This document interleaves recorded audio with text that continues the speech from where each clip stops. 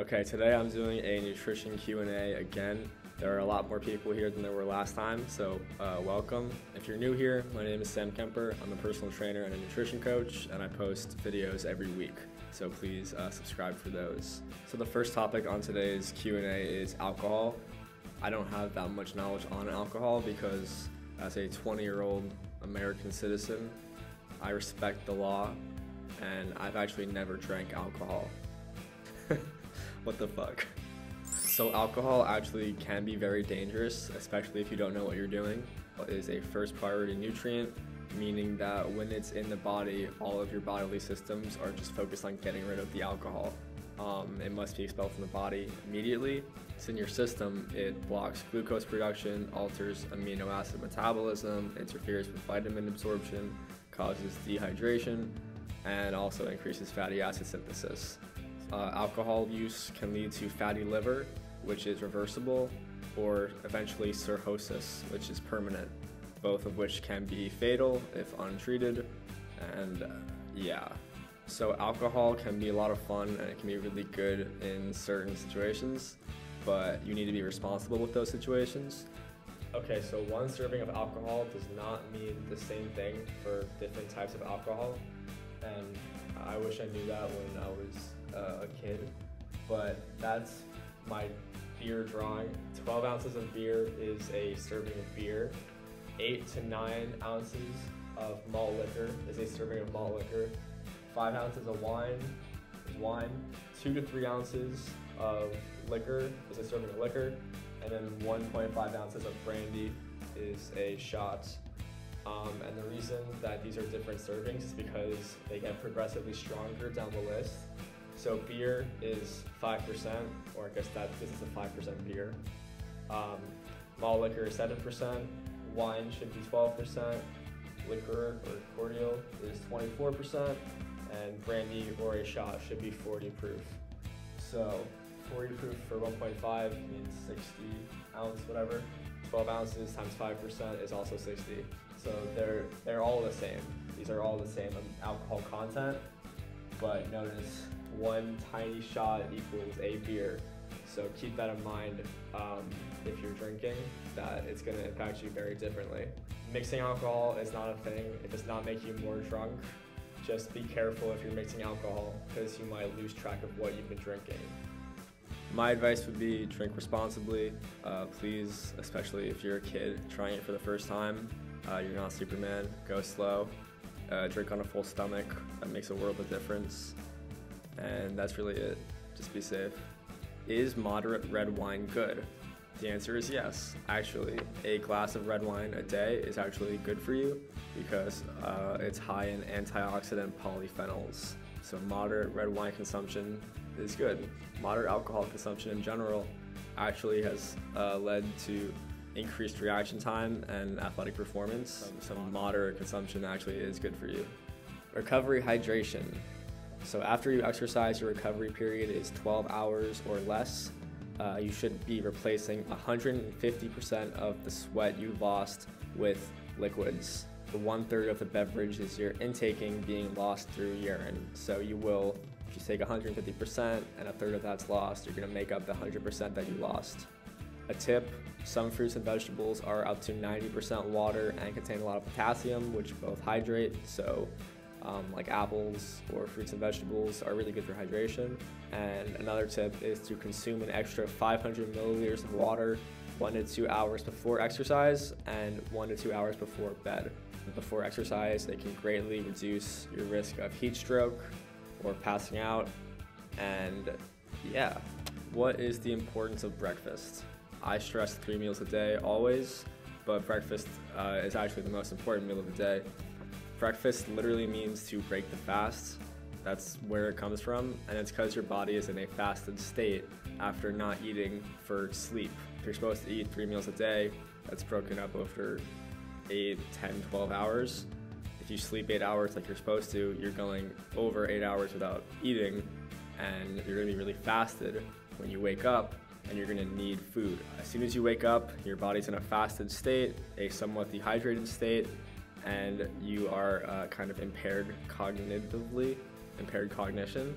So breakfast is important because it ends the fasted state, it hydrates you, and it can improve your cognition and your concentration. So eat breakfast. What are the effects of sleep deprivation?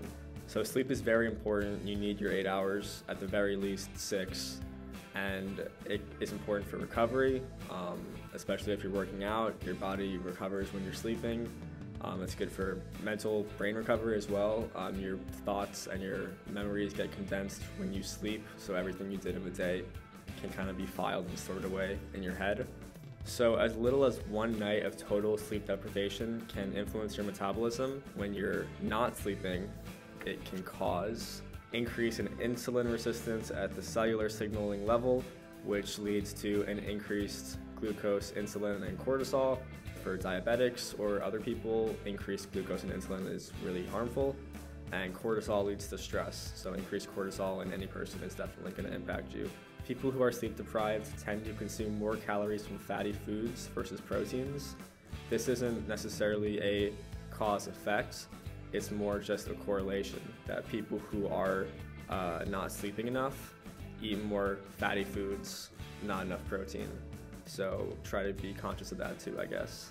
People who are sleep deprived also have a decrease in plasma leptin and an increase in ghrelin, which increases their appetite. So literally, if you sleep less, your appetite is increased. Leptin is the hormone that suppresses appetite, and ghrelin is the hormone that raises your appetite. When your sleeping patterns are messed up, you have more ghrelin and less leptin. So yeah, please try to find a way to sleep. Meditation, deep breathing, whatever helps you go to sleep. Just getting 8 hours of sleep or as close to each night.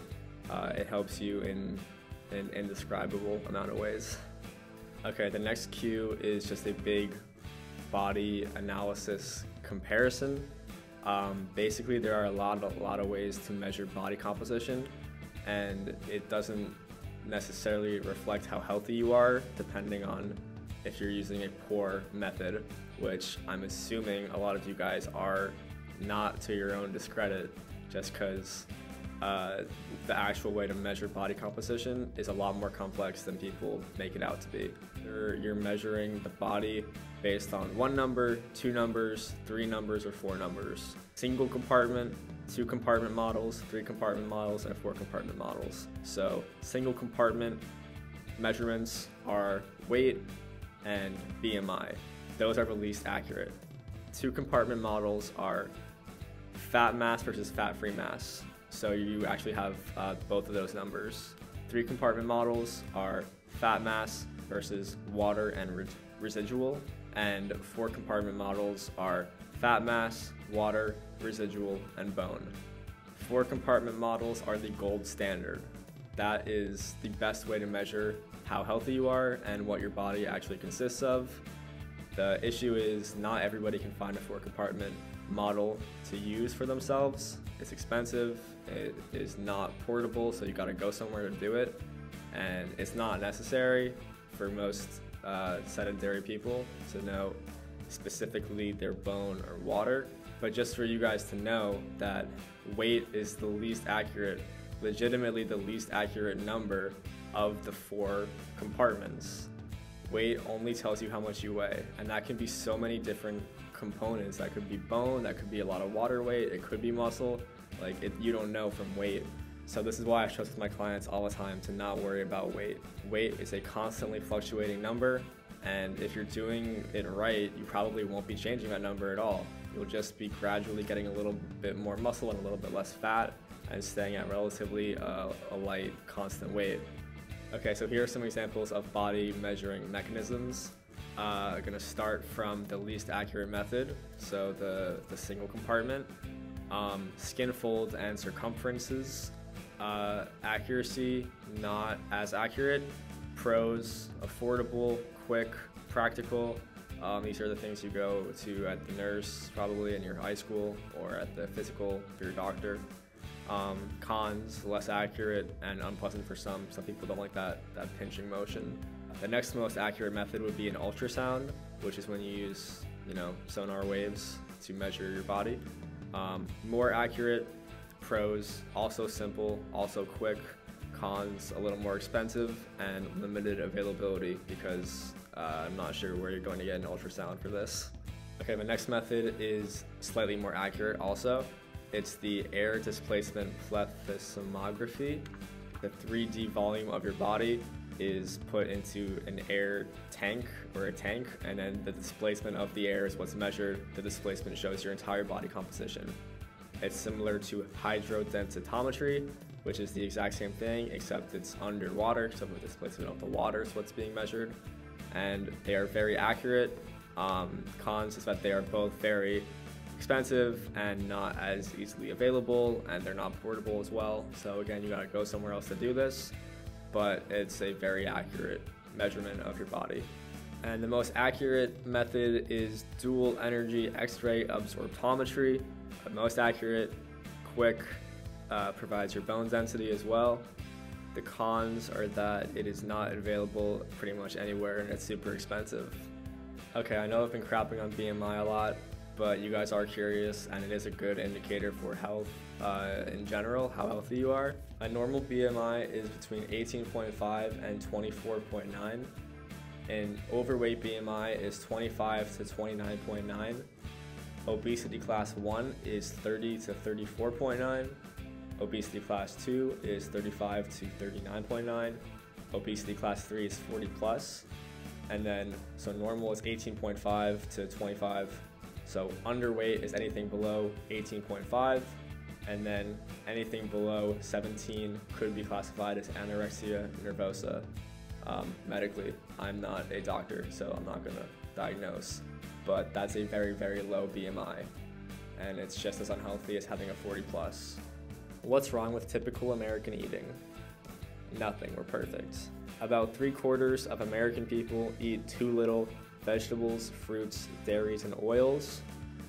Over half of American people are meeting or exceeding the total grains and protein recommendations, and not necessarily meeting the subgroups for those. So they're getting enough grains, but they're not getting enough whole grains. They're getting enough protein, but they're not getting enough seafood.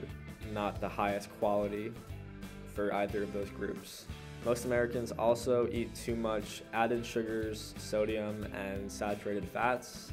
And eating patterns for many Americans are very, very high in calories, meaning that's where the obesity epidemic is coming from.